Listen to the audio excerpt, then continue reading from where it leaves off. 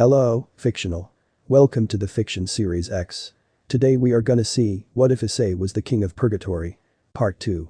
If you end up liking this video, please consider subscribe, so without further ado, let's get into the video. 6 months. 6 long months since I've been up here. Training every day, getting repeatedly tested on everything about heaven and religion, even though Michael implanted all the necessary information into mind. Every day, intensive training with all the best teachers in heaven. The training, very hard. They need to heal me after each session just so I can go on. But, there is a reward. I've been getting stronger and more proficient everywhere. I can match anyone in heaven, hell, or anywhere else for that matter with regards to strength, speed, and combat abilities. I've been able to perfectly blend the abilities over the soul, my boosted gear, and other angelic powers into a formidable fighting style. It's rather remarkable the progress I've shown, and that was Michael's very own words. The area I've excelled in the most is the ability to smite. Every week, I've went down to earth to smite monsters that were threatening churchgoers. My people. My worshippers. And these monsters weren't weaklings. These monsters were powerful werewolves, vampires, trolls, ogres, and I completely obliterated them. It felt good to save my followers, and it felt even better to absorb the souls of the monsters. My smiting ability is off the charts. With a little bit more practice, I can smite with a glance. Ah, so much power is intoxicating to me. Why are you just standing around? God asked. I'm not entirely sure myself. Why, you have a hot date you need to go on. I joked back to God, who grunted. He got you there, Drake chimed in. Of course I did. Who was talking to you, Drake? God growled out. Ah, somebody mad. I involved myself into this conversation. Yes, Drake, we know you did. It gets quite lively inside of me. Drake and God have taunting conversations with each other, but they are all in good spirits. I think they warmed up to each other. At first, they were at each other's throats, but eventually they started to joke around, and I could even say that they became friends. A rather ironic twist considering God is one of the reasons Drake is the way he is. Knock knock, come in. I said, not bothering to turn around from my window as I already know who it is. Lord Messiah Emmanuel, Lord Michael asks to speak with you. Asia Argento. My first angel. All the crap heaven did to her. Banishment, branded a heretic, and on the run. All for what? Healing someone that shouldn't have been able to be healed due to Michael's faulty system. I needed to repay her. She is a pure soul. When I touched her, I could feel no sin residing within her. Purity, a feat unmatched in this day and age. God told me there was a way to make her into an angel. And so I did. One touch, and she had 2 pure white wings on her back. We gave her a home in heaven, and I gave her the task of being my personal assistant. I suppose it is the least we could do for her after all she has been through. I wish she would stop calling me Lord Messiah Emmanuel though. It's either Lord Emmanuel, Messiah Emmanuel, or Emmanuel, not all three at once. Still, she has been nothing short of phenomenal as an assistant. Being King of Purgatory and the Messiah can really take a lot of you. Alright, let's go. Asia and I walked the halls on our way to the council room. Asia gave me no information as to why I'm going to the council room, just that Michael asked to see me there. If my guess is correct, there is going to be a meeting of the Council of Seraphs. That is the only explanation in my mind. If Michael wanted to talk to me, he would have done so in my room. Lord Messiah Emmanuel, we are here. She said, as I looked around. She is right. Wow, I got lost in my thoughts again. I should really talk to her about what she calls me, but I can save that for another time. Everyone is already at their seats at the council table. Michael, Gabriel, Raphael, Remiel, Uriel, Sandalphon, and Raziel are staring at me intently as I walked into the room. Thank you, Asia. You may leave. I said as I heard Asia's footsteps move away from this room. I walked towards my seat and took my seat at the head of the table. What is the purpose of this meeting, Michael? I asked Michael, who is seated next to me. It looks like we have a crisis, Messiah. Michael said as I nodded. Care to elaborate? I asked him. You are familiar with the Excalibur? Michael asked. The name rings a bell. Michael had me look over many manuscripts in addition to the knowledge he imprinted into my brain, and the name came up over and over. It's one of the 4 holy swords forged by God, and it was wielded by King Arthur. After he died, the sword was shattered into 7 fragments and dispersed among the various churches. Is that correct? I said. Yes, that is correct. The crisis is the fallen angel, Cacabiel has stolen numerous fragments of Excalibur from several churches. Michael said. Not the warmonger Cacabiel. His name came up repeatedly in the Enochian manuscripts Michael gave to me. He apparently was one of the architects of the fall from heaven and has a taste for battle. That is true, Issei. God said to me, so that no one else could hear God's voice. So a battle-hungry fallen angel has a fragments of a sword, what's the worst that could happen? What can he do with just fragments? I asked everyone. We are not entirely sure. It is written in a few obscure Enochian texts that fragments could be welded into one sword, but we are not sure if Kakabiel knows of this. We suspect that he might distribute the fragments among his followers for some other plot that we do not know about. Michael said as I contemplated what he told me. What do you think of this? I asked God. My son Kakabiel is a warmonger who would not be happy with anything short of another great war. Be wary of him. Thanks God. Alright, do we know of where Kakabiel might be hiding? I asked the group. Yes, we have tracked him down to Japan. Kuo specifically. Gabriel said. Why would he go to my hometown? We have reason to believe the lives of devils are at risk, especially with Kakabiel being there. Michael said. And this concerns me how? Devils are our mortal enemies. There may be important devils living there. If they are killed, there will be retaliation for their deaths, which would inevitably lead to another war. God told me. I see, makes sense. Alright then, the reason you called me here is because you want me to deal with him because I know the area. I asked the group. Everyone raised their eyebrows, and then Gabriel spoke up. That's actually not the reason, Messiah. You are being assigned to this to get you combat experience. Adding on to what Gabriel said, everyone here has had combat experience, except you. We feel that you should have real-world experience. The smiting we've been doing is nothing compared to the chaos of battle. Michael chimed in. So you want me to do battle? Alright then. Okay, so you want me to have battle experience so I can lead heaven's armies? Alright, sounds fine. I said with a sigh. You aren't scared? Gabriel asked. I am, but I know God is with me. I said with a smile. Of course I'm with you. Thanks God, that's reassuring. So, who is coming with me? I asked. Gabriel, go along with the Messiah. There are already 2 of our forces in Japan. They are waiting for you and will be directly under your command, Emmanuel. Michael said as I glanced over at Gabriel, who smiled in return. Great, when shall we leave? I asked Michael, standing up. Tomorrow. Gabriel and I descended to Earth around noon, Japan time. We landed on the outskirts of Kuo to allow us time to hide our auras from any possible devils or fallen angels that might be hostile to our presence here. I personally didn't understand why we needed to, as I could smite anything that tried to harm us. Gabriel mentioned about keeping our profile down, so that is why we landed outside of Kuo. It feels so good to be back here. During the last 6 months, I've been all around the world but not Kuo, so this is a homecoming for me. Gabriel is walking right behind me as we entered town. We are wearing quite normal attire as we are walking to the address that Michael gave us. I'm wearing a clean version of the Kuo Academy uniform, while Gabriel is wearing a flowing white dress with sandals. Everyone is staring at us, or more specifically Gabriel, as we made our way through the city streets to the address where 2 of our forces are at. The address is an apartment complex close to my house, and the room where our people are is on the 2nd floor. Before we knew it, we arrived at the door of the apartment. I knocked on the door. A young woman with blue hair wearing a white cloak opened the door. Lady Gabriel. Lord Emmanuel. The woman spouted out as she quickly bowed. I raised my hand as another woman came into view. This is a woman with light brown hair and ponytails. Her face looks vaguely familiar. Where have I seen it before? Gabriel and I walked into the apartment, shutting the door behind us as we went in. Nice place, a bit small, but it will do. Hello there. What did you 2 find? Gabriel asked as the brown-haired girl looked at me intently. Have I seen you somewhere? She asked me as she rubbed her forehead. I don't believe so. What is your name? I asked her. Irina Hyoudou. Hyoudou, wait. I know that name. There was someone I knew during my childhood with that name, but I'm pretty sure it was a boy. Unless it wasn't and that person was a girl. Messiah, she probably can't remember you due to the memory wiping spell Brother Michael used. Gabriel whispered in my ear as Irina stared at me. Sorry, I don't believe we've met. I lied to her. An angel lying, funny. I'd normally fall out of heaven for lying, but I can't since I'm the Messiah. She nodded as she held her head in pain for some reason. Is she okay? Whenever someone tries to remember you, their head starts to hurt as a reason of the spell. Gabriel added in my ear. Well, now that that is settled, let's get down to business. So, what did you 2 find? Gabriel said, reiterating my point. We found the base that we believe the Kakabiel is operating out of. The blue-haired woman said. Very good, miss. I said as the woman looked at me blankly. She doesn't understand me, I assume. What is your name? I asked her directly. Zenobia. She said blankly. No last name? No last name? I asked. I do not have a last name. She said. Alright then, let's leave it at that. So you haven't confirmed Kakabiel's presence? Gabriel asked. No, but we have confirmed the presence of Valper Galilei. Irina said as I saw Gabriel's face twist with rage. Valper Galilei. I was told he was the head of the Holy Sword Project, which was deemed a failure and inhumane. Valper was banished as a result of the project and joined the fallen angels. This cannot be a coincidence that he is here.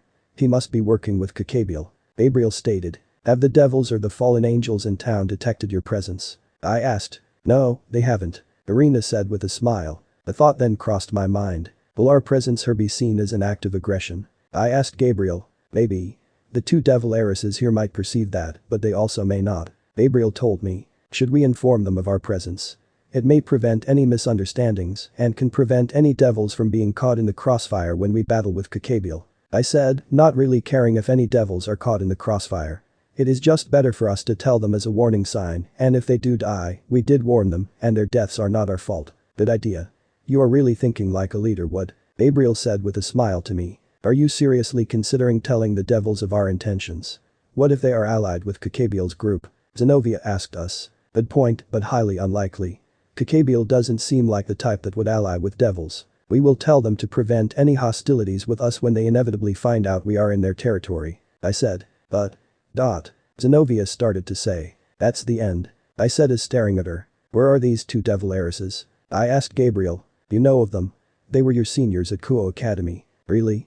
That is interesting. Who are they? I asked Gabriel. Ria's Gremory and Sona Shitori, whose real name is Sona Citri. These are the two devil heiresses of this territory. I checked down at my wristwatch. 1:13 p.m. Let's go to school and confront them. Alright, let's go. Zenobia and Irina, come with me. I walked down the street with Zenobia and Irina following closely behind me. They are still in their cloaks that have their battle weapons underneath. I tried to convince them to leave their weapons behind, as being armed might be seen as threatening. They refused and I respected their decision. We stopped at a crosswalk and I looked at Zenobia's face, which looked troubled. Zenobia, is something the matter? I asked her as she looked at my face. Lord Emmanuel, is this your first time in Japan? She asked me. No. I lived here before I became an angel. I said as her eyes widened considerably. How did you become an angel? She screamed at me. I was taken a bit off guard, but then thought of my answer. Michael gave me a second chance at life. I said as the crosswalk light indicated that we could cross. We are at the walls of the academy and are walking towards the entrance. Can you feel that? I asked God within me. Devils, Greg said. Where's God? I asked. Sleeping. Alright then. Just needed to confirm my feelings. We arrived at the corner and I see about 10 students standing there, waiting for us. Ria's Gremory and the entire occult research club. Sona Citri and the entire student council. The male in the student council stepped forward with his finger pointed at me. Who is that? I've seen him before, but I don't know his name. Saji. Genshuru Saji. He is in the same grade as me. He is a devil. Issei Hyoudou. Impossible. They remember. You devils remember who I was. Issei Hyoudou is dead. I am Emmanuel. Issei? Who is Issei? Name? My name is not Issei. It is Emmanuel. These devils are trying to trick me. Trying to mess with my memories for their evil purposes. Michael warned me about them. Told me all about their evil nature. That me is long gone. My name is Emmanuel. I said it Saji. Let's look at the devils standing in my way. Pretty boy Kibayudo. Skylinemaster Kaneko Taoju, the two great ladies of Kuo, Akeno Himejima and Ria's Gremory. There is also the entire student council from what I can see. Sona Citri, Tsubaki Shinra, and the rest of the student council, whose names I do not know of. Where have you been, and what have they done to you?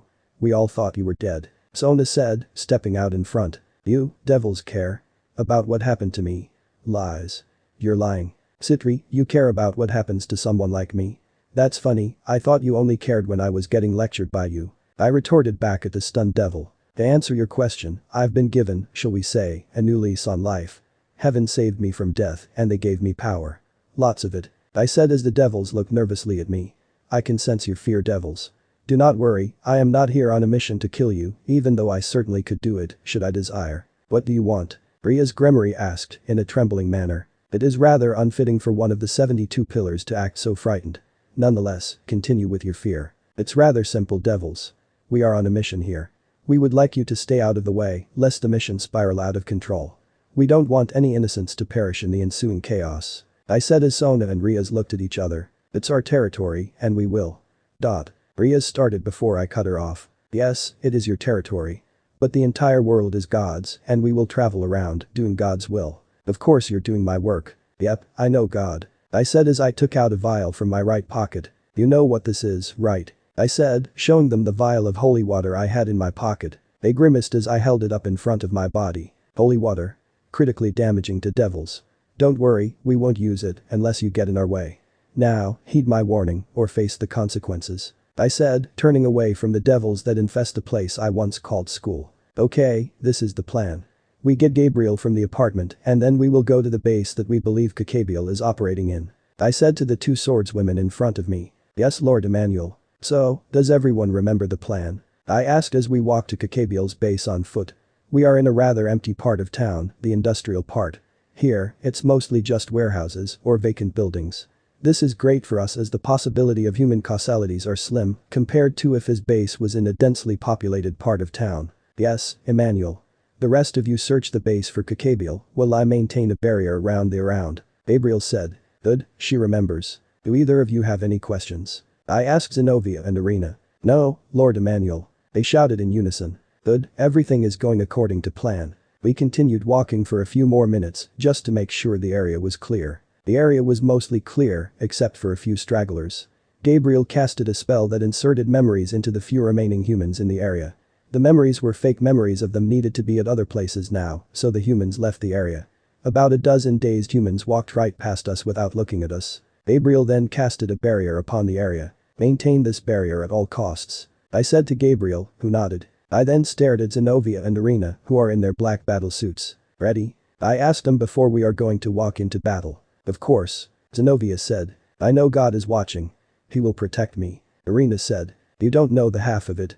God indeed is watching. Let's go. I said, walking into the industrial area. We walked past empty buildings upon empty building. Good, the spell worked extremely well. Well, we came upon the hideout we believed to be Kakabiel's. It was the last warehouse in the row that we see and the largest one. I can feel numerous energy signatures within the building. All but one are human. The one non-human one is very powerful.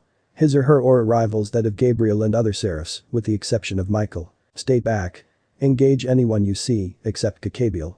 I will deal with him myself. I said to Irina and Zenobia, who nodded. They moved back and readied their swords as I looked at the massive door of the warehouse where he is in. God. Do you have any special requests for Kakabiel? I asked God silently. Make my son feel fear. He was always boastful when he had the upper hand, but when he is losing, he becomes angry and then a coward. God said. Alright, I have the perfect idea. A dominant display of power should do it. Dreg. Activate scale mail armor. I said to Dreg. Dragon booster. The boosted gear materialized on my arm. Welsh dragon balance breaker. Scale mail materialized on my body. With this, I am ready to do battle. I opened my angel wings, only 2 of them though as that is all I need for flight. I took flight and stared down at the warehouse. I materialized 2 massive light spears and sent them down at the warehouse. The warehouse was destroyed and I feel the strong aura take flight in the smoking wreckage of the warehouse. As the smoke cleared, I see a 10-winged black-winged angel smirking at me. Fallen angel, Kakabiel. That's him, God. I asked. Yeah, that's him. Alright, I'll do what you ask, God. I said as I stared directly at Kakabiel, wielder of the boosted gear. You are the only one they sent after me? Kakabiel said in a haughty voice. No, look above. You know whose barrier is that? I asked him. Its aura is familiar. Gabriel's, perhaps. He said. Very good. She came with me, as did those 2. I said, pointing down at Zenobia and Irina, who are battling fallen priests right now. But the reason I'm fighting you is because Michael wants me to gain battle experience. I said to Kakabiel, who sported a grin on his face. You honestly think fighting me is a good idea? Just to gain experience? Is Michael going insane? Kakabiel said as he started to laugh. An idea then popped into my head. I laughed too at first. It would do me nothing to face someone like you with the power I possess. I said as Kakabiel's grin turned into a sadistic smile. Are you mocking me? That is the last thing you will do. Kakabiel said as all 10 of his wings angled towards me.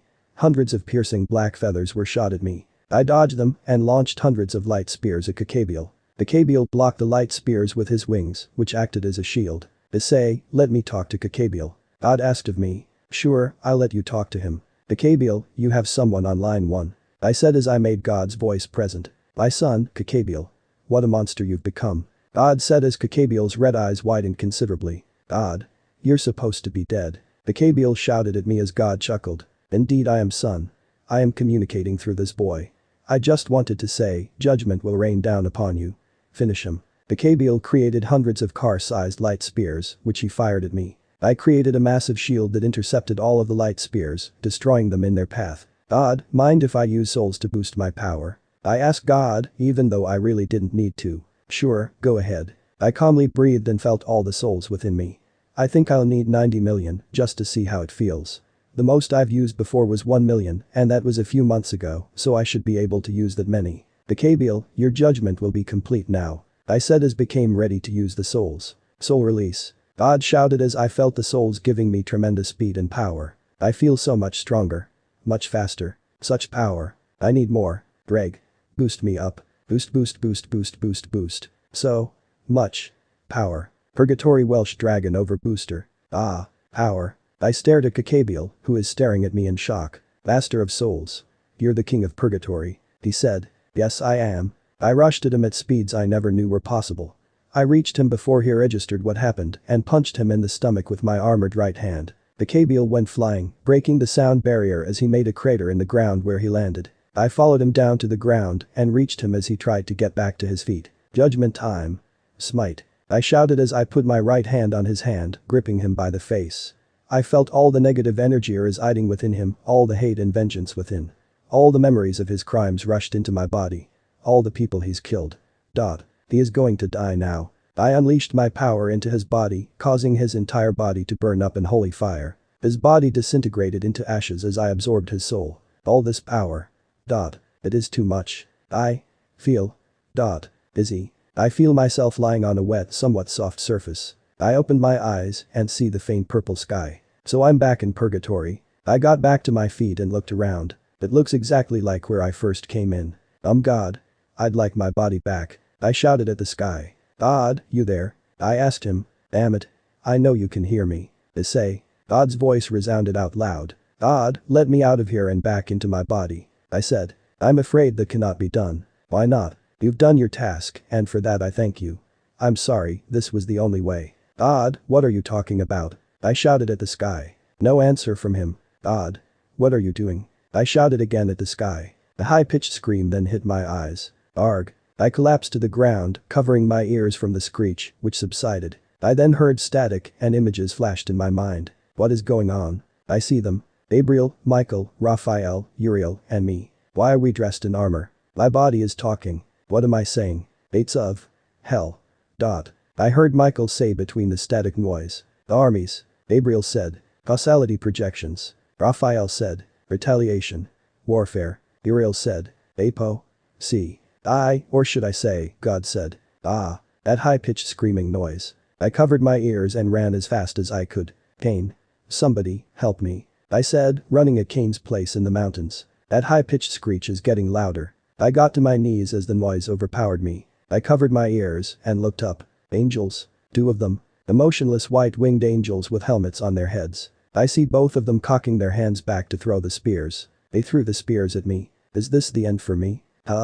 I'm not dead. I opened my eyes and saw him. Kane. He blocked the light spears with a silver shield. Issei, stay back. He said as he held out his right palm at the angels. Omnipotentus de potestatum invoco, omnipotentus de potestatum invoco, aborotiat, angelum omnia obsequendum, domini expiut, dum ad imperimus veritas. Ego principio tibi ut redeemed. Kane chanted in Latin as the angels disappeared in a violent flash of white light. I know that spell. Michael told me about it during my studies and told me that it could be used to ward off fallen angels and apparently regular angels too. They'll be back and in greater numbers, looking for you. We need to leave. Kane said as he dropped the shield and started sprinting into the forest towards the direction of his house. Damn it. Wait for me. I ran after him and caught up with him as he made it to his cave. Help me move this boulder in front of the opening. Kane said as we pushed the boulder in front of the opening as we went into the cave. Kane walked into the cave, sitting down in the darkness which I could see perfectly in. He took a pair of sticks and started to rub them together, trying to start a fire. Let me try something to see if I still have my powers. I held out my left palm and tried to make a fireball. It worked. And now the cave is illuminated. Well, nice to meet you again, Issei. Kane said as he saw the fireball. I need help. God has taken over my body and I think he is going to start a war among the 3 factions. You finally realize that he wants the apocalypse. Took you long enough. Kane said with a chuckle. Hey, this is serious. You honestly don't know. God never wanted to help you. He was conspiring against you from the very beginning.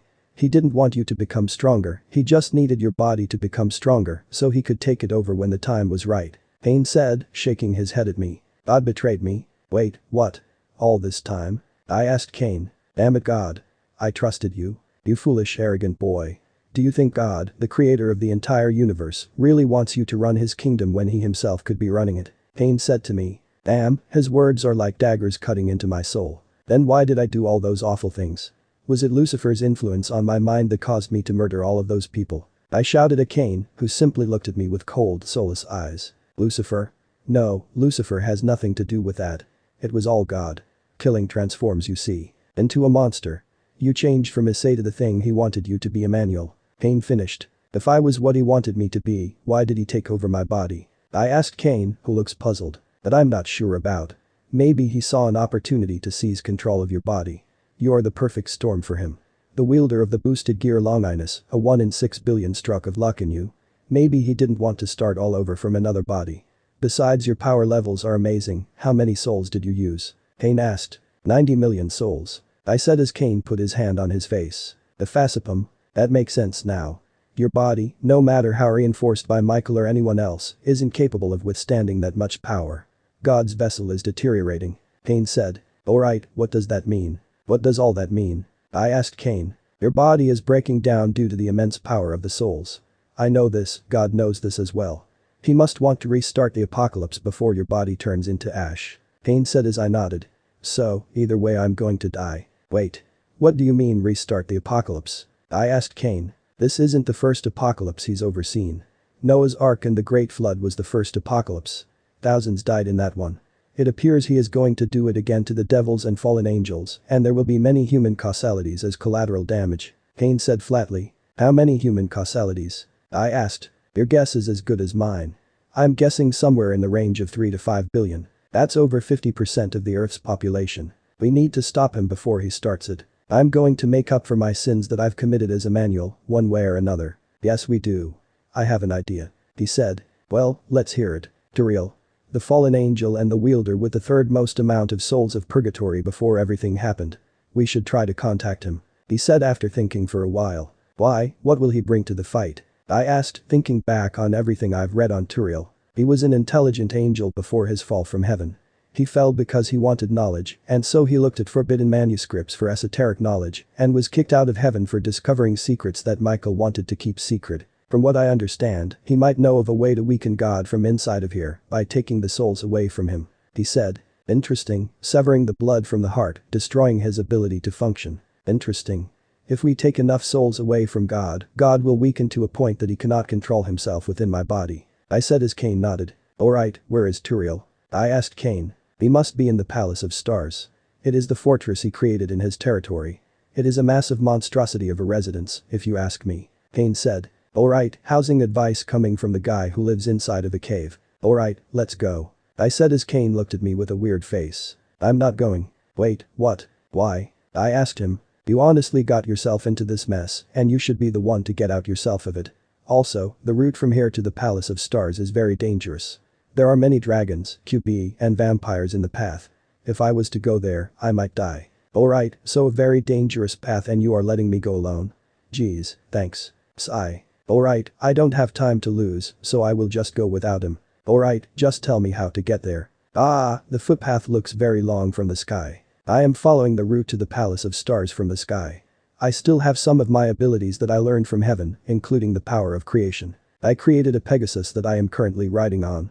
I've been flying for a few hours now in the northeast direction, which is a much shorter time in the human world. I've been getting images flashing in my head about God inside my body and what is happening on the outside. They are still mobilizing from what I see and hear in between all the static I get. Any and all cherubim that were on Earth have been recalled to heaven to be given battlefield assignments. The Ophanim are still in the process of being recalled to heaven, with only a third being currently present in heaven. The entire Eastern Orthodox Church has mobilized all of their priests and swordspeople, while the Roman Catholic Church has mobilized just over a half of their members. All of the other religious pantheons have been carefully watching the mobilization of heaven's forces with a careful eye from what I can see. It is a tense situation to say the least. So far, I've been lucky to avoid any confrontations with any dragons or other yokai, as I've either completely dodged them or managed to outrun them if they detected my presence. I've traveled past the Aztec, Mayan, and Hindu mythologies regions undetected on my way here, and I am deep in fallen angel territory now. In other words, the trip has been smooth sailing. A rather surprising idea considering what I've been going through the last few months on Earth and heaven. Now that I'm in fallen angel territory, I just need to maintain my course, as the Palace of Stars is in Kane's words, a monument that is incapable of being missed. I look down at the fallen angel territory for any signs of the Palace of Stars. All I see is a barren wasteland, complete with burnt-out trees and numerous craters dotting the surface. The terrain just looks like a war zone. Oh wait. I see something in the distance. A brown stone spiraling building, about 40 feet in height, catches my eyesight. Wait, I've seen that building in a book before. No, it can't be. The Tower of Babel. That is what the Palace of Stars is.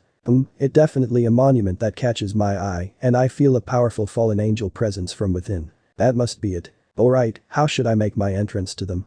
Will my actions be perceived as aggressive, but more importantly, will lend me their help? I thought about it for a few seconds and decided on my course of action. I'm just going to walk through the front door and tell them of my intentions. Can't hurt to be civil, can it? I am pleasantly surprised that being civil actually worked for one of the few times in my life. I descended from the sky on my Pegasus and then walked to the front of the Palace of Stars, which was a massive wooden door. I knocked on the door, which opened with two fallen angels guarding it. They asked me who I was and what I wanted, and I told them.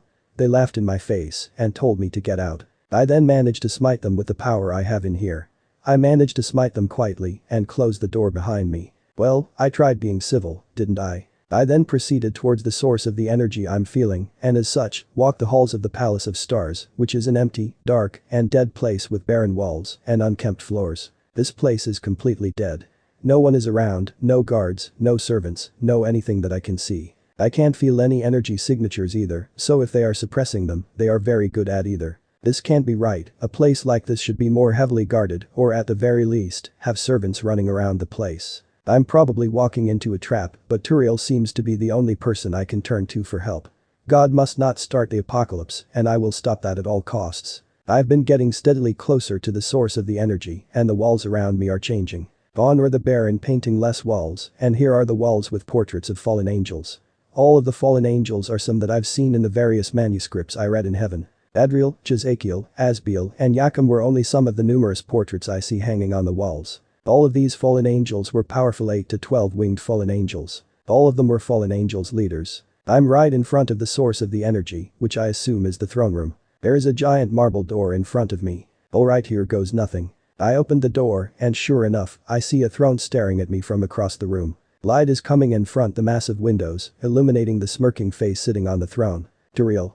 His pale white face, pitch-wide eyes, and flowing black hair is something that is forever etched into my mind as I looked at his pictures in the manuscripts. His gaudy way of dressing, a purple robe with a golden crown, was also shown in the manuscripts. I walked in and he looked amused as he waved his hand, causing the door behind him to slam shut. King of Purgatory, I've been waiting for you. He said in a Cockney accent. I'm sure you know why I'm here. I asked him. Ah yes, the million-dollar question. I'm very well aware of why are you in my presence. You've allowed God to take over your body and therefore attempt to restart the apocalypse. I'm informed what goes on in the outer realm, thank you very much. He said in an arrogant voice. Why are the fallen angels I've met so far are all arrogant pricks? Well, you know why I am here then. Will you help me against God? I asked. Sure. Wait, what? I truly thought I would have to threaten him to get him to help me, but no. He just helps me. What's the catch? Sure. No strings attached. I asked as I laughed. No strings. The reason I'm helping you is actually rather simple. As amused as I am with the apocalypse about to start, the apocalypse happening is actually bad for me. The dead souls have to go somewhere, don't they? More fallen angel, devil, and angel souls will come here, making the battle for souls that much more intense and vicious. More players in competition for the same territory. Alright, makes sense. Plus, I get to screw with God's plans. I've been inching for payback after he placed me in this awful place. He finished. There we go with the ulterior motive, but whatever help I can get, I'll use. Alright, so my idea to weaken God is to steal the souls from him. Kane says you might know a way to do that. I said as he laughed. Kane said that. I'm flattered, but yes, there is a way to weaken God from inside of here. Well, what is it? You need to go to the Axis Mundi, that is right. He said as I thought of that name. Yes, it is the place inside Purgatory, the place where souls of the dead are said to be ferried into Purgatory. It is essentially the highway of souls to Purgatory. Its physical form is said to be a floating white portal in the middle of the Nehema Desert. Yeah, what it is the gateway for souls to get in here. I said as he wagged his finger. That isn't the only purpose. You see, the Axis Mundi can also act as a controlling portal for the body that Purgatory resides in. Impossible. You can take over control of my body by going into that portal. Then why haven't you or anyone else taken control of my body by going into the portal? I said as he rolled his wide eyes. Foolish boy, if it were that simple, I would have done that a long time ago. You see, back when God and Lucifer roamed this place, there was an unspoken rule that existed among all the factions. If you try to take over the body of the wielder, which back then was Metatron's, your entire faction will be destroyed by one of the two largest factions, God's or Lucifer's. It is a policy of mutually assured destruction. That is why neither God nor Lucifer made his move on the body. And I can't do anything because God is too powerful for me to overpower for control of the body. He said, finishing his long statement. Alright, if you can't overpower God, what makes you think I can at this state? I asked him. You will get help once you are there if you read this chant. He said, scribbling something on a card that he took out of his robe. He threw the card at me, which I caught in my right hand. I took a look at the card and the words written on it. Enochian. The words are written in Enochian. I read the chant in my head to figure out its meaning. A smile formed on my face as I understood the meaning of the chant. We must free Lucifer to stop God. I stared up at Turiel, who looks amused at me. So, we are going to free Lucifer to stop God? I asked him. You have a problem with that? He smirked. No. Alright, I'm leaving to stop God. Can I have help from you? I asked him. I thought you'd never ask. He said, snapping his fingers. With that, I heard the sounds of boots hitting the ground.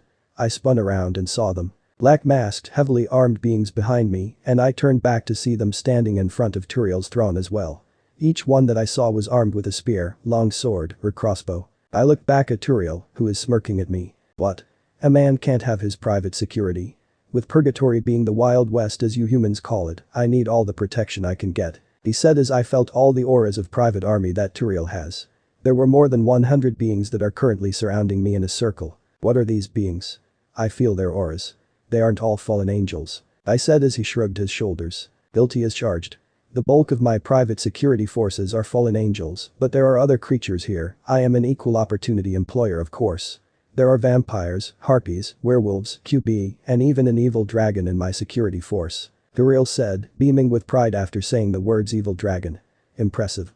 I've heard of the evil dragons as the fiercest, most destructive dragons around. Impressive, which one? I asked. The Yamata no Urachi. He said with a smug look on his face. Great, I will have a lot of support if the rumors of the Yamata no Urachi are true. Well, can we get going then? I asked as I don't want to waste any more time. Ah yes, but there is something I need to give you before you go on your foolish mission. He said, snapping his fingers.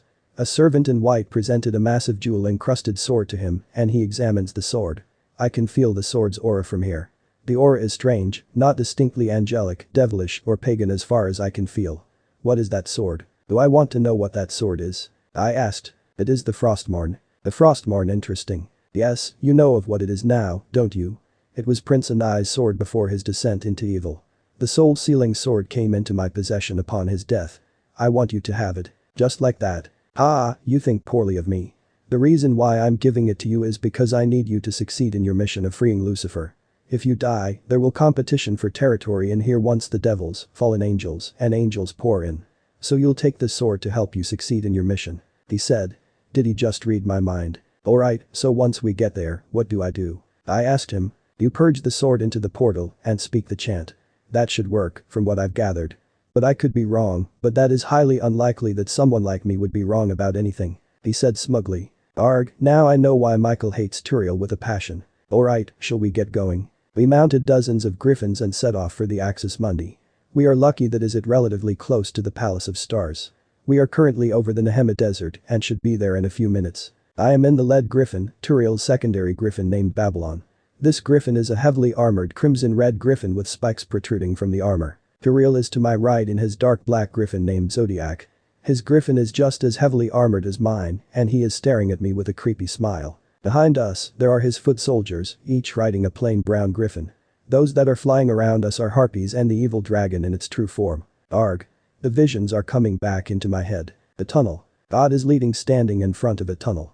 Michael, Gabriel, Raphael, and Uriel are standing right behind him. Each is in a massive suit of armor, looking sternly at God. God jumped into that tunnel, and the seraphs followed. Wait, I've seen that tunnel before. The tunnel to hell. The devils don't know about that entrance to hell, neither do the fallen angels, but the angels do somehow. The tunnel is magically enchanted by pagans, so God and the others have to fly into there. When Michael showed me it, it took them 5 minutes to reach hell. Alright, the faster we finish this, the faster I will get my body back. Hiya. Go faster Griffin, faster. The Griffin responded by charging forward as dramatically increased in speed. I gripped the reins as I surged forward from the pack. I turned back to see everyone struggling to catch up. Issei, it is over those hills. Get ready.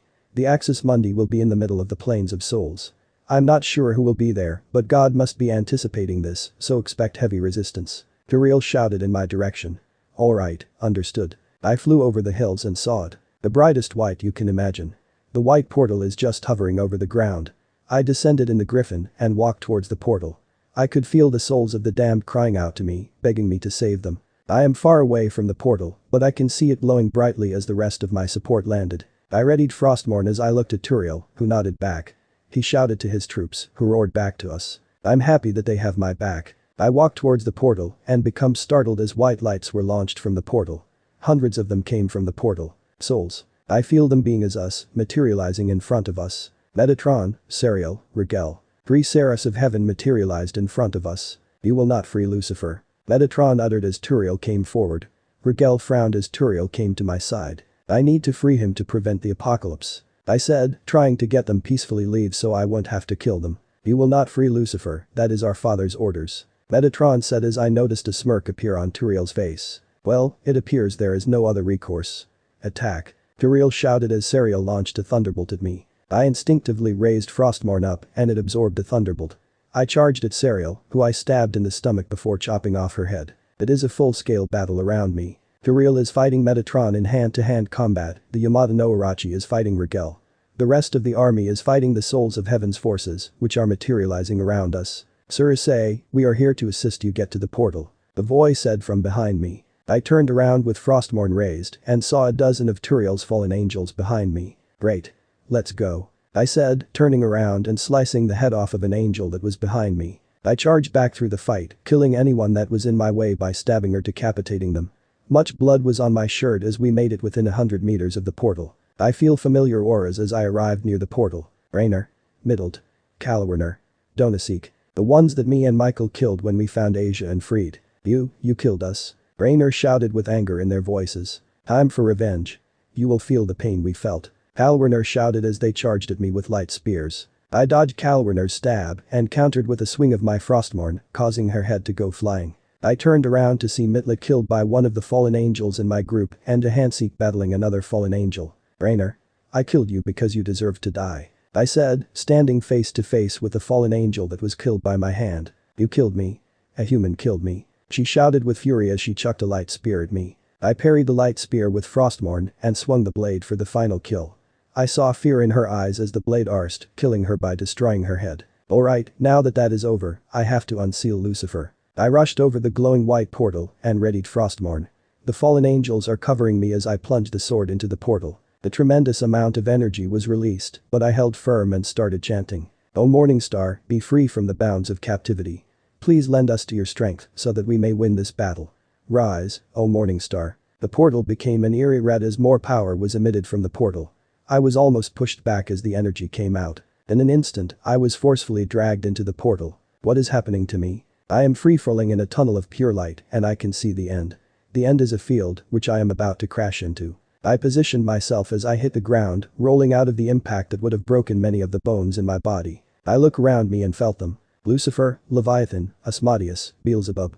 Their souls are circling my body, their immense energy suffocating the air around me. Issei, take our powers, it is the only way to stop him. Lucifer shouted as the orbs floated in front of me. I reached out and absorbed their souls, letting their power into my body. It is overflowing from my body as I let the wings out of my back to let out the excess overflow from them. The ground started to violently shake underneath me. An earthquake. Chasms appeared on the ground as I saw a beam of white light descend from the sky. When the light died, I saw a figure standing there. My body. Odd. He looks displeased at me. You don't learn, do you? This will be futile, the apocalypse will happen. He shouted at me. Do you know what you are doing? You'll kill millions in the crossfire. To achieve paradise, that is a small price. He said as he materialized the sword of the spirit in his left hand and the shield of Sariel in his right hand. My body was cloaked in Roman armor. So I have to kill you to prevent the apocalypse. I asked as I materialized my own weapons. I materialized King David's armor set and the spear of Longinus. If that is what needs to be done, it will be done. I will kill you, God. Kill me? I'd like to see you try. He said with a sneer on his face. I rushed at him, thrusting my spear of longinus at him. He parried the spear with a shield of cereal, a circular, bronze shield with angel wings on it. He thrusted the katana-shaped sword of the spirit at me. I blocked it with King David's shield, countering with spear of longinus. I swung the spear of longinus, but God managed to duck underneath the swinging arc. I stared at him as we circled each other in this field. I entered, thrusting my spear at the center of his body. He dodged and then countered by slashing at my left side with his sword. My armor withstood the slashes, so I felt no pain nor blood loss. I got in closer to him, bashing him in the stomach with the shield, stunning him. He backed up, stunned as I swung my spear of longinus at him.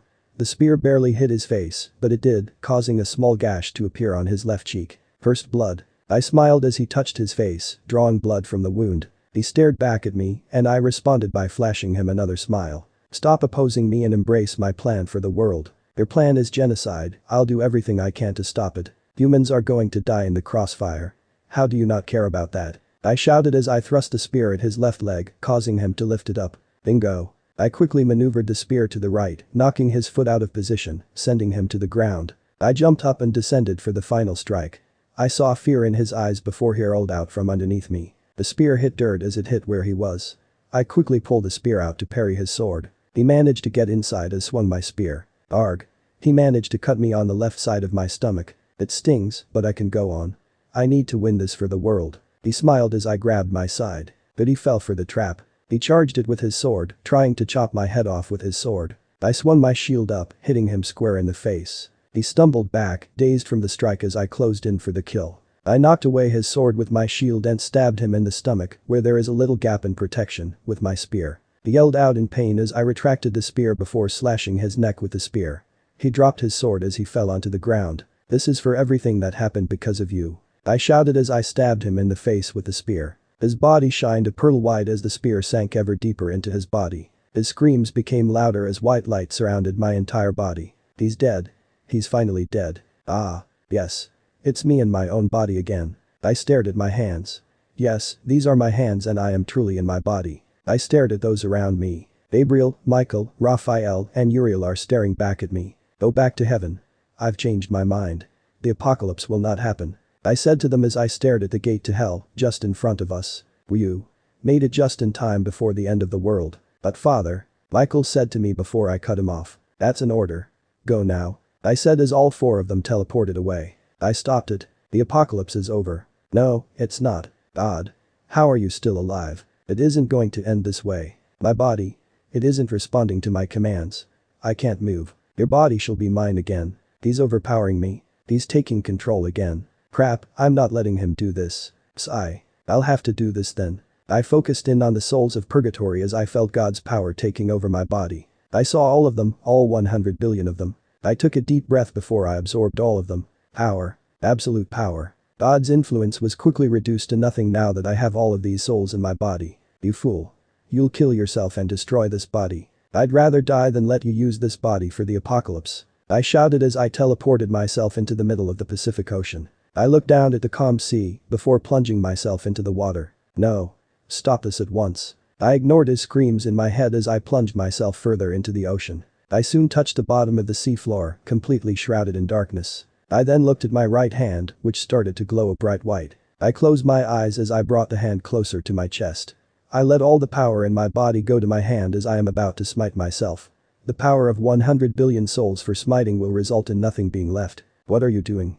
You'll kill us both. I'm going to let all of these spirits free from purgatory. You'll never rise again. I placed a hand onto my chest and felt burning hot temperatures. I'm dying. And yet I feel fine about that. God will never rise again.